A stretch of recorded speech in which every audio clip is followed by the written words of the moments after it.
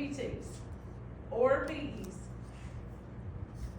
Is it true that with PEs in younger people, it's more common to just see the heart rate and blood pressure? Because mine, like, we did not know I had one, but my heart rate was 160 the whole time. How long did it take them to find yours? 2 weeks.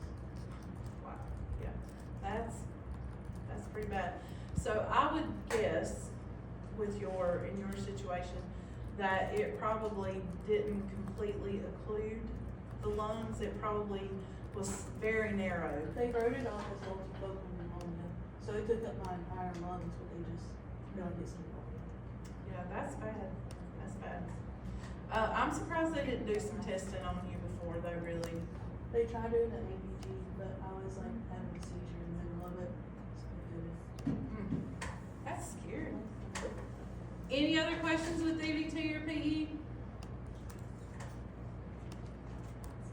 Alright, y'all hang on. We're close to being done.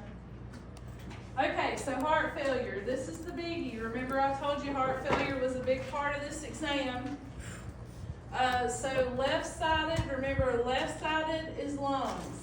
So it backs up into the lungs. So you have the shortness of breath, orthopnea, which is what? Difficulty breathing laying flat, right?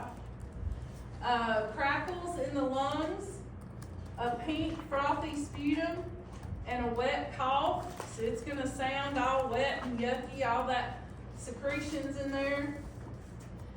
Right-sided heart failure. Remember, right rocks the body.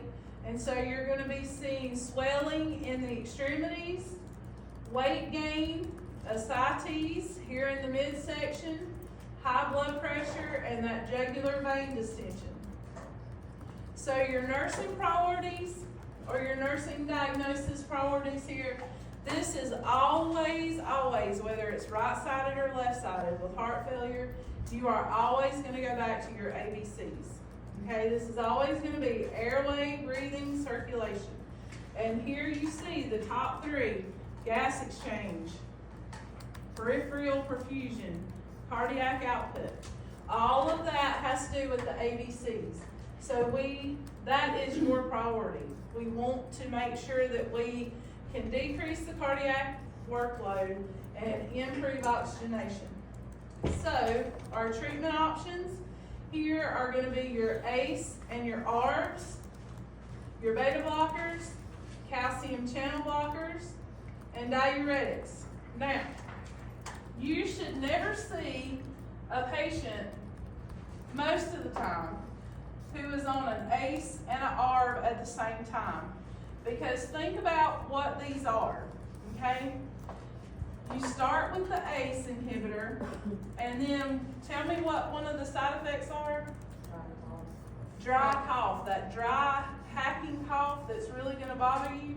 And so if that bothers a patient to the point where they have to have something else, then they're going to try an ARB because it basically does the same thing, but the side effects are different. So you wouldn't necessarily see a patient have both of those ordered at the same time.